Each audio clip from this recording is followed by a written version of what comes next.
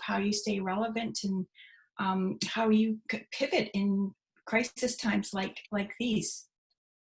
Yeah, thanks, Andrea. It's great to be here. And thanks for the invitation, the opportunity to be part of this meetup today. As Eva suggested, I wonder if we might, if folks are comfortable, maybe, I'm just trying to see how we could best do this. If folks are comfortable, maybe you could just say a word or two of who you are and if you're involved in a co-op, just to get a sense of who's in the room, because we have a very intimate group today.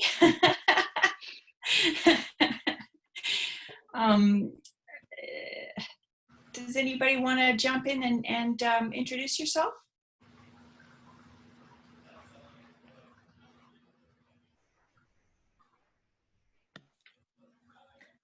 Hi, I'll jump in here. Hi, can everyone hear me? Yes. Oh, fantastic. Hi, I'm Antonia Ogundele. I'm the founder of the Ethos Lab, which was endeavoring to create physical, creative co-working spaces for young people, but I've since moved to now building out a digital community of young people. We are at the phase now around thinking about incorporation and what that might look like, and interested to hear some of the strategies that might be discussed today, and I hope I can ask some other questions. Thanks, Antonia.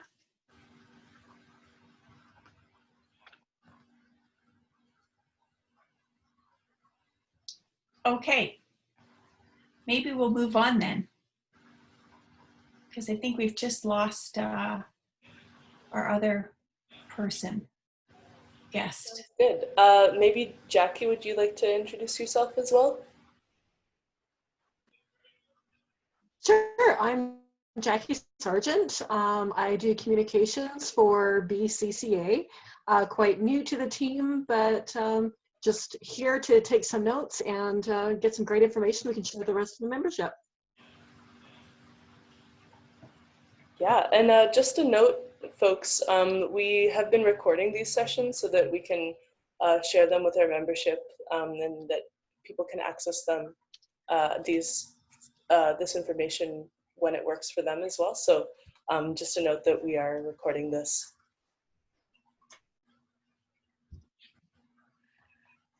All right. Should we pass it over to you, John? Sure. Thanks very much, Eva. I'm just going to pull some slides up here.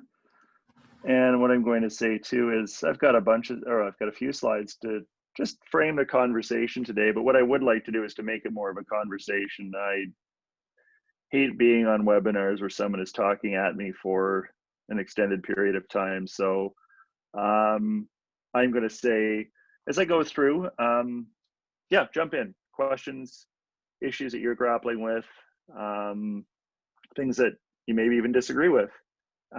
So we can have a really good conversation and get at the nub of some of these issues. Yeah, and assessing your strategy, assessing your co-op strategy in the context of a change and an impact in our lives, our economy, our society that none of us ever anticipated. So what do you do in that? How do you know and what do you do? So, and what do you do when you're at that crossroads? How do you know if your strategy has been impacted? And I spent some time yesterday looking through a variety of sources to see if anyone has developed any particularly good tools to diagnose when your strategy is off track and may need to be adjusted. And the cold hard reality is that there isn't very much that has been developed by way of formal templates or toolkits that you can apply, whether it's to a cooperative, a nonprofit, or any kind of organization. So it begs the question, and how do you know, and when do you know that it may be time for a pivot? So I think by and large, it comes down to a lot of those. Sorry, I'm going to put this in slideshow view too, just a sec. That's better. You know, I think it really comes down to a lot of the things that are qualitative, if I can put it that way, and really a bit based on your gut instinct. So, chances are if you're leading an organization, you already have a pretty good sense if something is off track. But it's probably also informed by some pretty basic things. And through this conversation, by the way, I'm going to refer to members and customers or clients somewhat interchangeably, just because, just to recognize the reality that some cooperatives only trade with their members, and some cooperatives sell to a larger sort of retail customer base or an institutional customer base. So just to sort of collapse the terminology a little bit. So, right off the bat, what are you hearing from your clients or customers at the till, at the point of sale? If you're hearing a lot of dissatisfaction or a lot of sense that you're not meeting their needs, that's probably one very good indication right off the bat that there's something not right in your business. If your sales are declining, that's a very good indication. If you're a co-op that is funded by sales from members, primarily, not from grants, then declining sales, again, probably a pretty good indication that there's something off with your strategy, or something in the macro environment that is contributing to that decline. If your team is disengaged and unhappy, that's also a pretty good indication, because part of strategy is not just about how you sell a product or a service to members. It's really also about how you engage the people that make that possible. Remembering that people are the asset that drives your business. And if your board is sitting there, as these folks are, with their hands in their heads, questioning what's going on and why they're seeing the results that they're seeing, again, all of those things are good proxies for telling you that your strategy is probably off track. So from the point of view of a diagnostic, I think those are some of the critical things in a diagnostic. If you have key performance indicators and you're seeing that quarter by quarter, or those KPIs aren't where you want them to be, then at a minimum, you're asking yourself the question, why aren't we achieving? Is it because we had poor assumptions, or is it because there's something that has happened that's impacted our strategy and our ability to deliver on our strategy? And so COVID would be a great example of that. None of us predicted it, and it's had massive implications for all of us in our businesses, in our relationships with our members. So when you're faced with all of those things, how do you manage the pivot? And I'm going to take you through a series of slides that I think will help, as you said, Anthony, about what are those strategies, what are those tactics, or those tools that you can use to pivot. And it's worth saying that this is all stuff that's building in real time, because we have no real experience. The best that anyone can do right now is go back to what happened in 2008. And even though 2008 provides some support, some ideas about how to manage through a pivot, through an unexpected massive impact in the economy, 2008 still doesn't really have the same implications that COVID does, if only because of the impact that COVID has had on small and medium-sized organizations. Again, whether cooperative, private business, nonprofit, doesn't really matter. It's had a massive impact that no one's been able to predict. And of course, we're all still learning how to manage our way through the pivot. But I think what you do as a starting point is you really go back to the very first principles. What led you or your board, your members, to set up a cooperative in the first place? It had to have been some passion. It had to have been something that caused that to happen in the first place. And often in design thinking, and I am a big proponent of design thinking, by the way, as a way to do strategy. So in design thinking, we often talk about the why. What is your why? Your why is simply that. It's why you exist. It's what makes you different. It's what drives everything that you do. So when you're thinking about a pivot, the first thing that's important is really to go back to that why and think about that why. So to put everything else aside for the moment and just think about your why.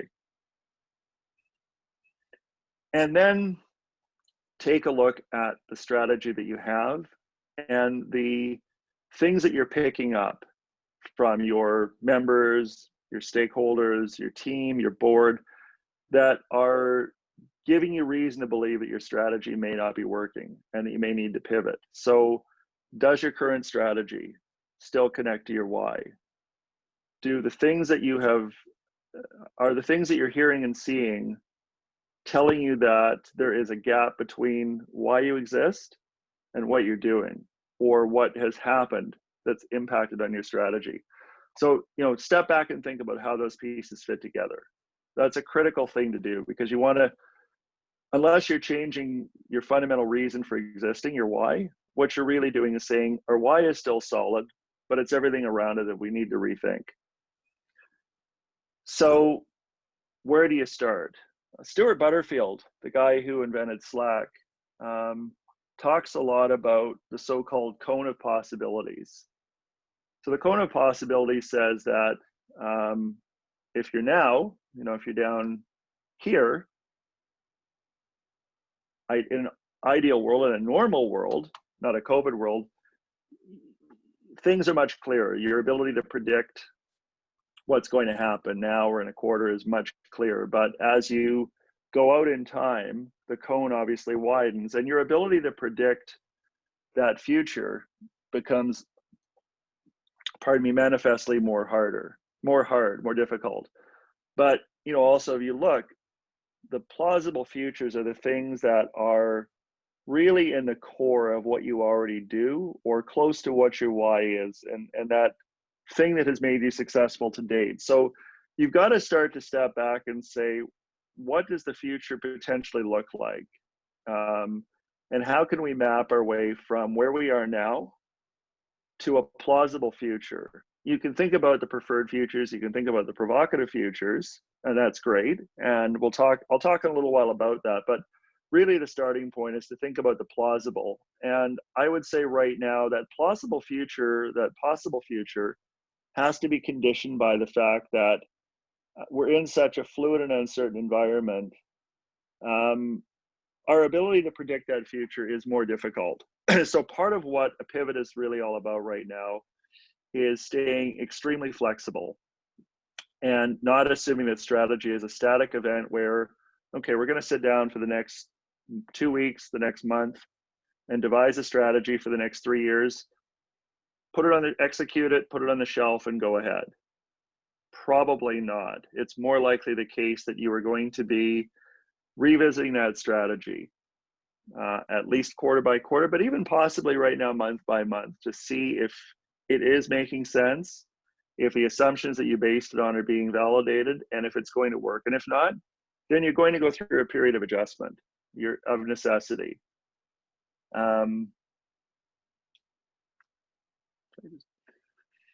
But I think the other thing that is critical as a beginning principle is to really, really take to heart the notion of leading with people. And by people, I mean the most immediate people first in your universe, your staff, your team, your colleagues, your board, and then moving out to your stakeholders. But it's starting with the people in your organization that make it possible to do what you do. If you start with them and you leverage their talents, their capabilities, their experience, their ideas, then the business will follow. So the innovation, the ideas that will lead you through whatever crisis you're facing, whatever is causing the need for the pivot, will be enabled by your people. And when you do that, and you've done the work to look at what your members, your customers need, then the business will follow. So on the one level, it sounds kind of, high level, trite, very nice, motherhood and apple pie statement, but you can look anywhere in pretty much any of the literature on strategy, and it will tell you more or less the same thing. So keep it in mind as you're thinking through how to do a pivot.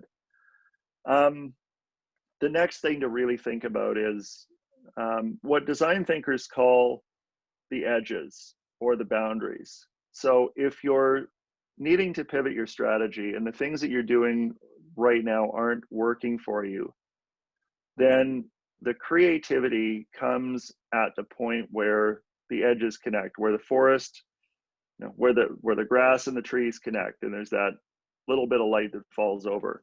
The place that you look at the least, and it's the place generally where the most innovative ideas will come from. So you need to start looking for those hidden opportunities, those things you hadn't thought about.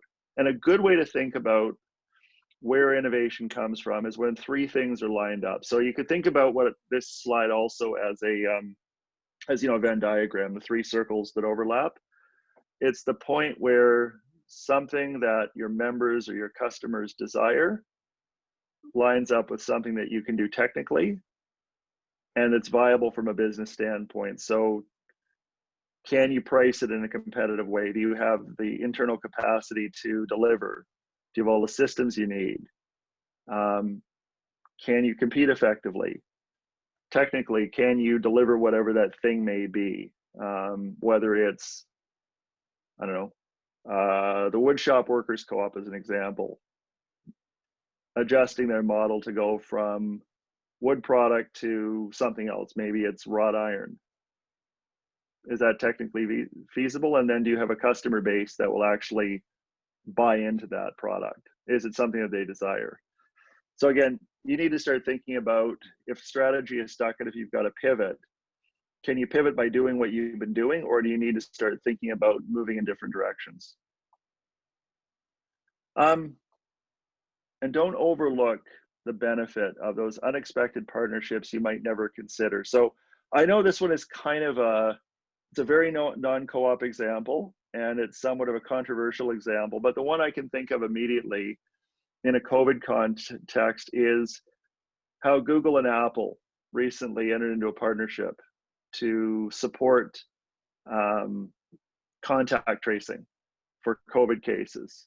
Two companies that would normally never work together, but they banded together because they both recognize that they have something they want to do and what they perceive to be an unmet need, and they couldn't necessarily do it on their own.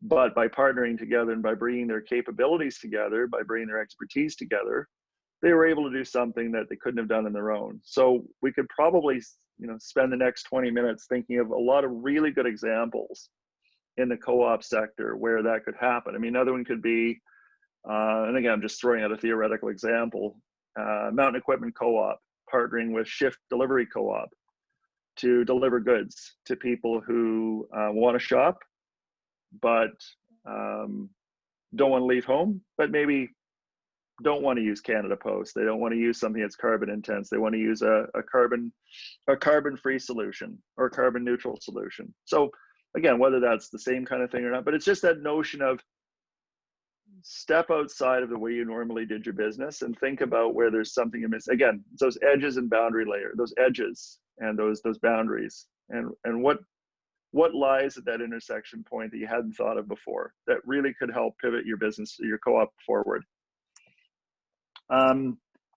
Experiment. There is no better time than a pivot, a crisis in your organization to experiment.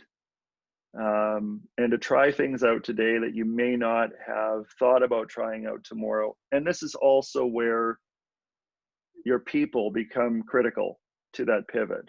By saying to your people, right, we're at a point where what we need is good ideas and ideas that will help us find a way to move forward. So you guys know what our members need, that you know what our customers need. Let's take this opportunity to try some things out that we may not have done before. And if you can get that right, it becomes a core part of your business going forward. It becomes a core process, that ability to innovate, that ability to experiment, and see where the next opportunity, the next need of your where the next need of your members can be met. And also, we tend to think in an environment of scarcity and constraint that it limits our ability to do things.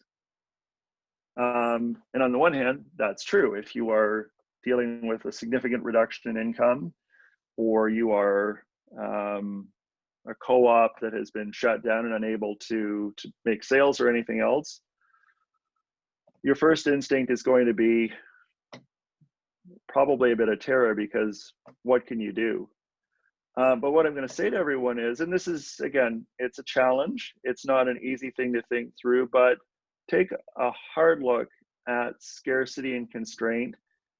And instead of thinking about them as a problem, think about them as an opportunity. So, we saw lots of, when COVID hit and businesses were closed down, whether, again, co-ops, non-co-ops, we saw lots of organizations respond in creative ways to meet need. For our shared office, I just went yesterday to Parallel 49 Brewery to buy some hand sanitizer because you can't find it in a lot of stores. And so on the one hand, they've had to close down their pub space. They're only selling beer through the store or through the liquor store. But they had an opportunity to take a constraint, i.e. a reduction in their business or an impact in their business, and do something that the community needed. There's been plenty of examples of restaurant businesses doing the same thing. I'm trying to think of direct examples from the co-op sector. I'm sure there are a bunch, and I'm sure people on the call know of some.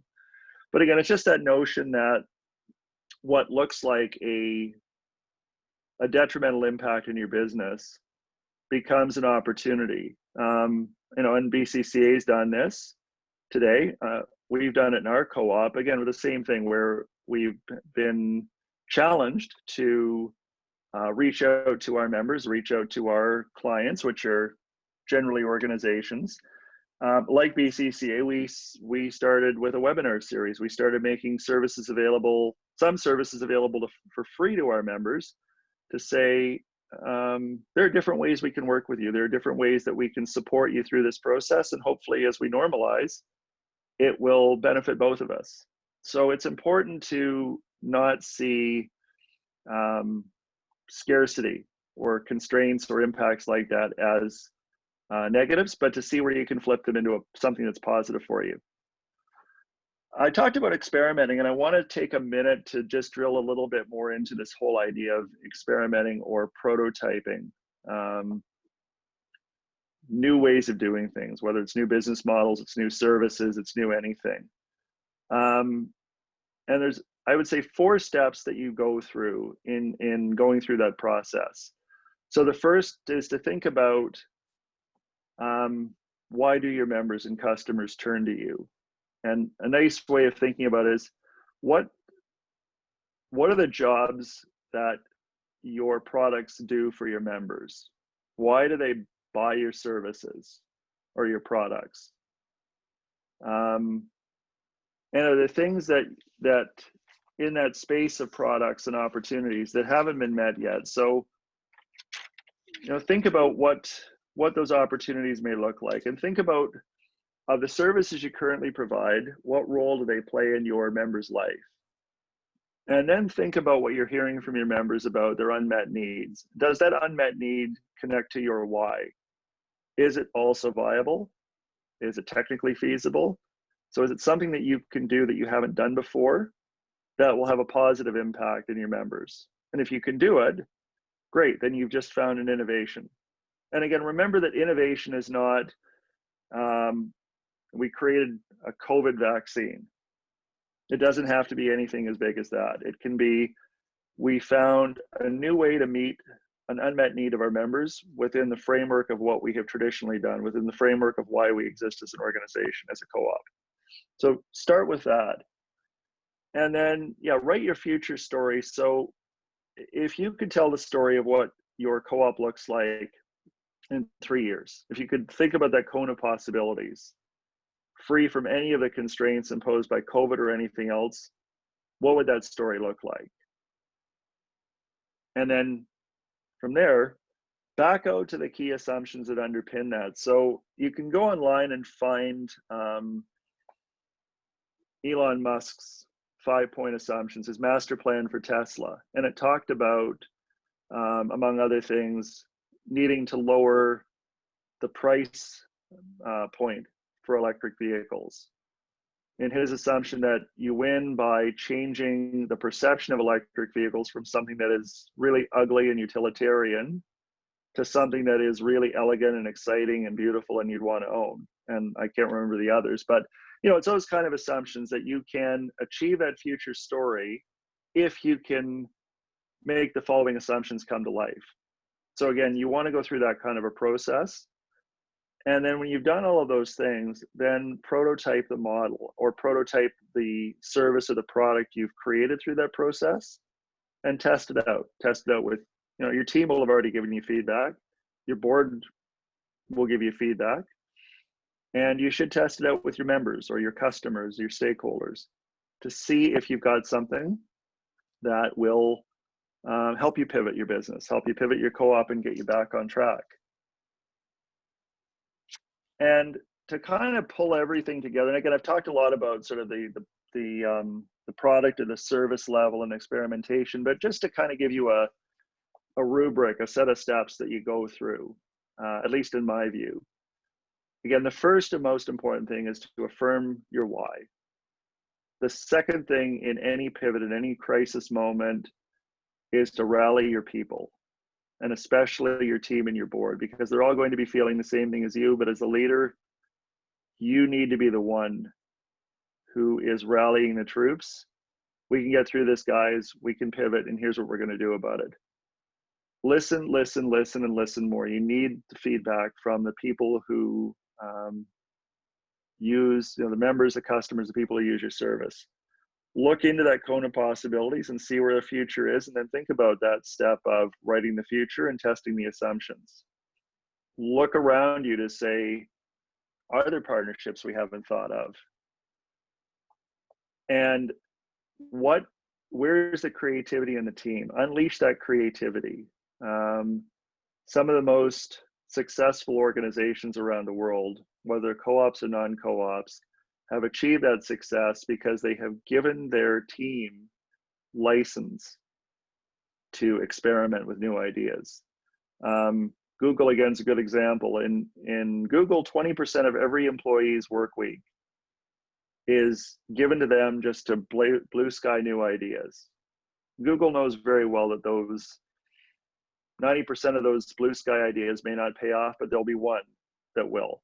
And I would argue that co-ops are no different. And I don't think it matters whether you're a co-op the size of Van City or Federated or Cooperators or your Terminal City glass blowers. I think, obviously there's greater constraint and capacity, but I still firmly believe that you can find ways to allow your team that flexibility, that time. Keep, drop, and create. So on the one hand, don't scrap everything you've done until you're absolutely sure that you have looked at everything you've done and you've decided that you shouldn't scrap it. On the other hand, to use another metaphor, this is the point when you put everything in your organization in the theoretical wind tunnel. Because you know how wind tunnels work.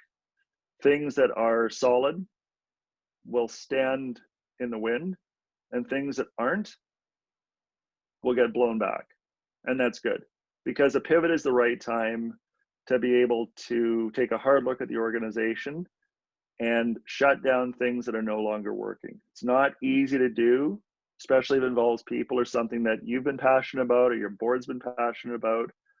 But part of the key to getting through a pivot is to, and I hate to use the word ruthless, but to ruthlessly put everything you do in the wind tunnel and see what remains afterwards. And then drop that stuff and look at where you create something new to help, again, with your pivot to the future.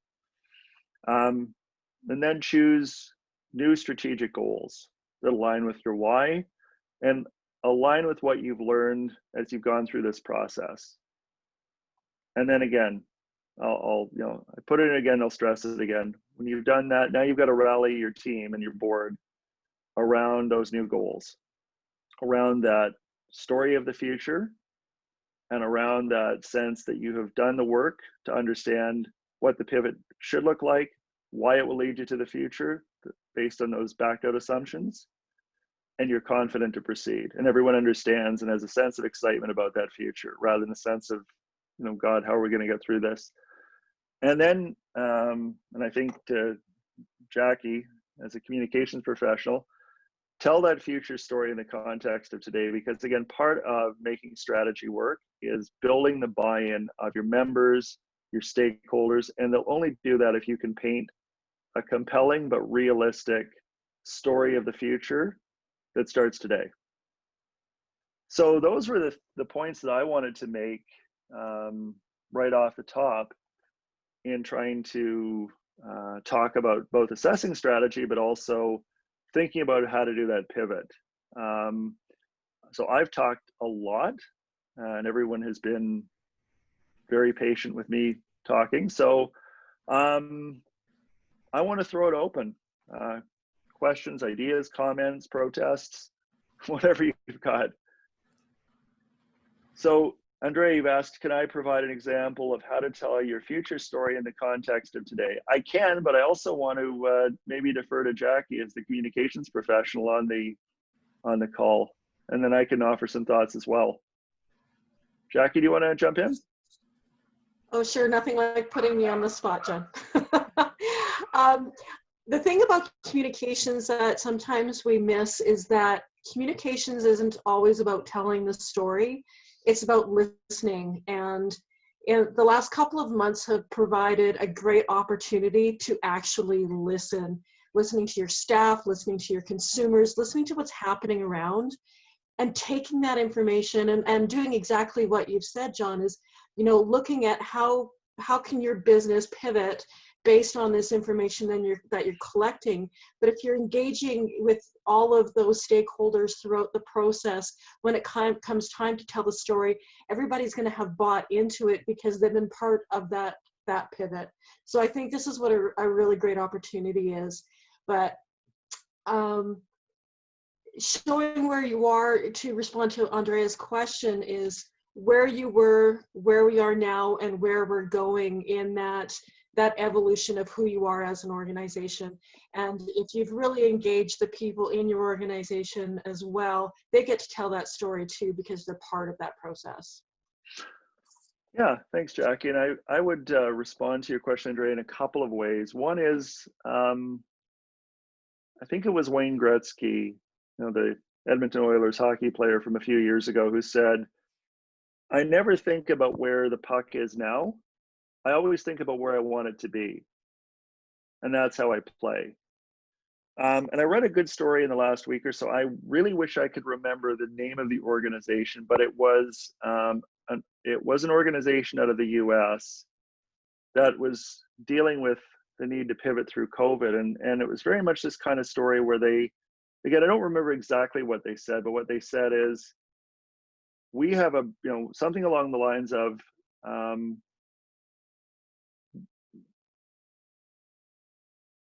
we've just defined a bright new future for our organization, and it's informed by great feedback, great dialogue we've been having with our customers and our team and stakeholders in our community or in our ecosystem over the last 2 months.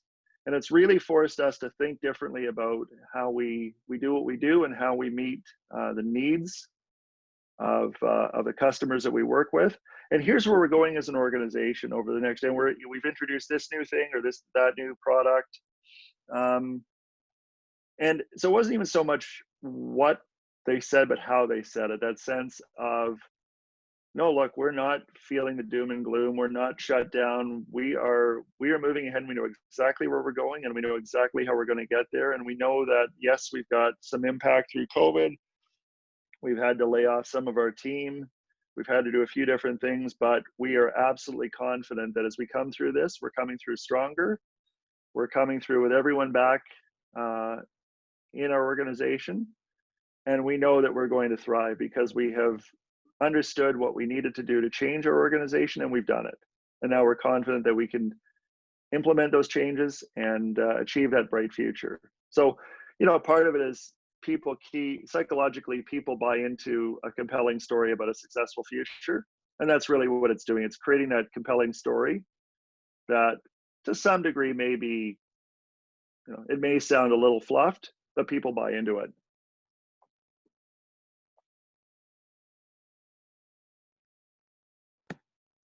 Are there any other questions, comments, thoughts? Antonia, oh, sorry, go ahead.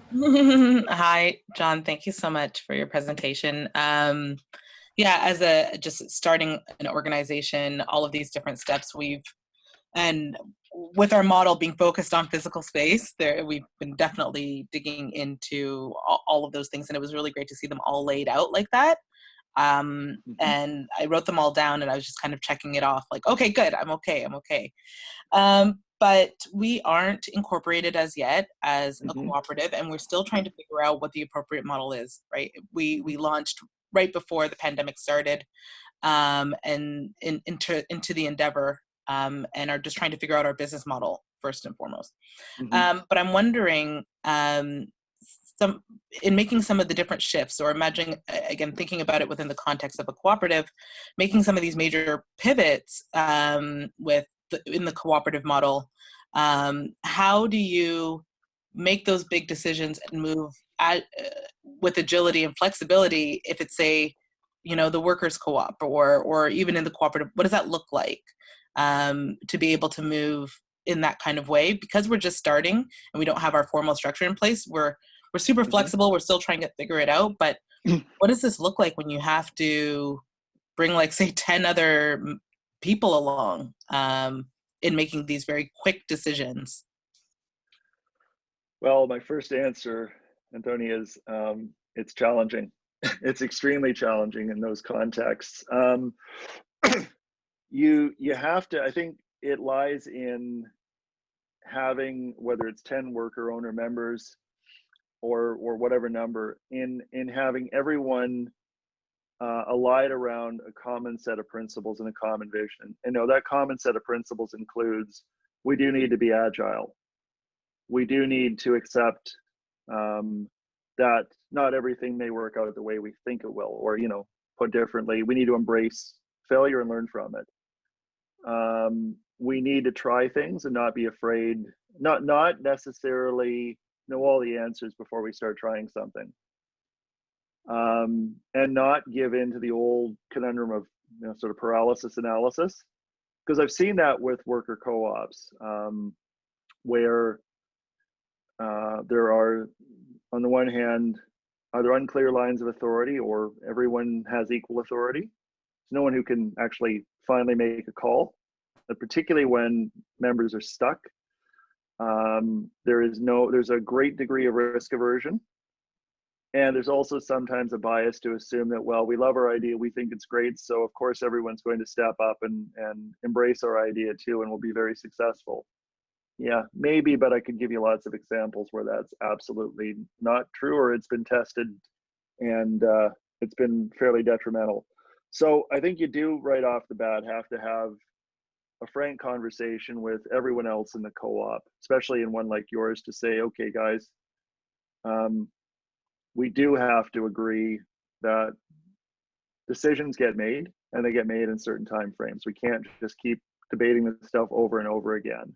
We've got to all agree that there's a certain amount of risk we're willing to take, and then we've got to give ourselves the freedom to make decisions, try things out, let them fail, learn from them, and keep moving on. Because the consequences of not doing that is you're not going to get very far. You're going to spend a lot of time talking, and a lot of time talking yourself out of doing things, to the detriment of being able to move your model forward, and especially in a sector like yours, Antonia, because as you know probably better than I do, co-working spaces are a tough business model to begin with, and especially at a time like this. So you don't really have the luxury of spending a lot of time navel gazing, and you don't have a lot of time assuming that just because you love the idea, everyone else will too, or that it will work as a business. And I'll also say that this is one of the great things about co-ops, and also one of the greatest challenges about co-ops. Not all co-ops, but lots of co-ops tend to, on the one hand, be successful because they tend to be very careful about taking risks, and they don't take risks that some private businesses would take. On the flip side, they don't take risks. And sometimes co-ops can suffer, some co-ops can suffer because they are relatively risk averse. and assume that their members will always be there for them because they're a co-op. And I will say that I don't believe that's true. Members will be there as the small core group of members that started the co-op or were member 1, 2, 3, and 50 probably will be there. But as you move out and build your membership, don't assume that those members are always with you, because often it's more a question of price, quality, and convenience in what you do, rather than the fact that you're a co-op in the first instance. And I hate to say it, given what Andrea said about my roles in the co-op sector, but do not default to the 7 principles as a starting point for strategy. Don't assume that democratic control and all that stuff will work in building you a viable business. Again, whether it's you're still a business as a cooperative, so don't assume that the fact that people get to vote at an annual meeting or serve in the board is a substitute for strategy, or that it is a strategy, because it's not. Thank you for that.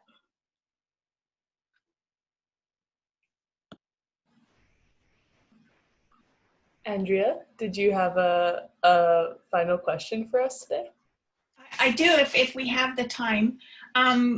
John, I really appreciated your last comment about, the 7 principles is not a strategy. And I think that's always really good to keep in mind, because I think most of us are involved in co-ops because of that values alignment, but that in of itself is not a business strategy.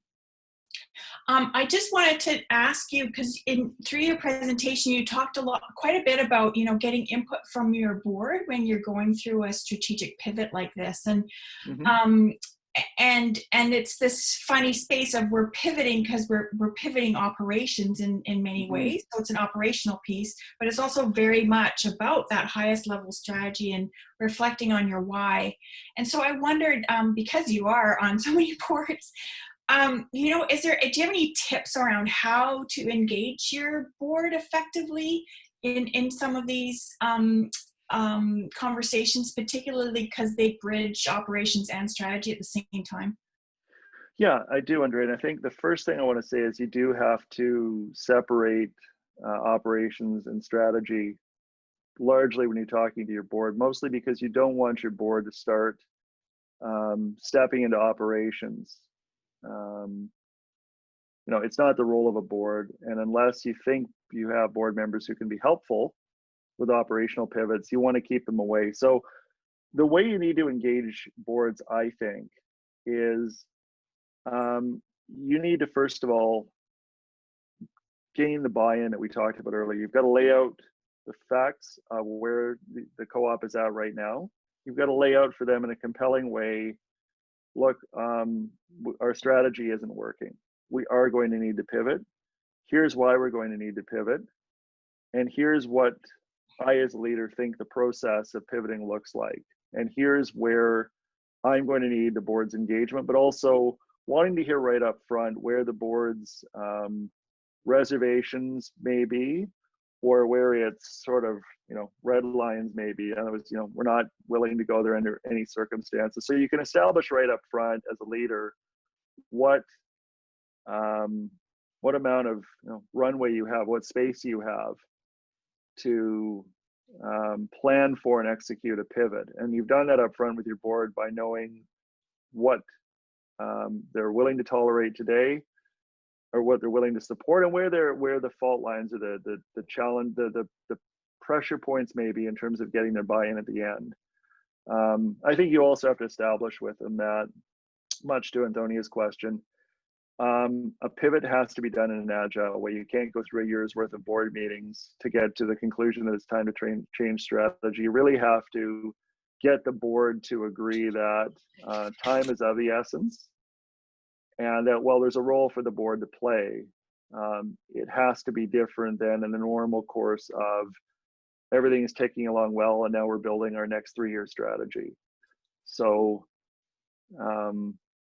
Andrea, I've done that a little bit with our board. I'm fortunate we have a relatively small board, and we haven't had to do a lot of pivoting, but right off the bat at COVID, I said to our chair, we may well have to make some changes in our business, in our strategy.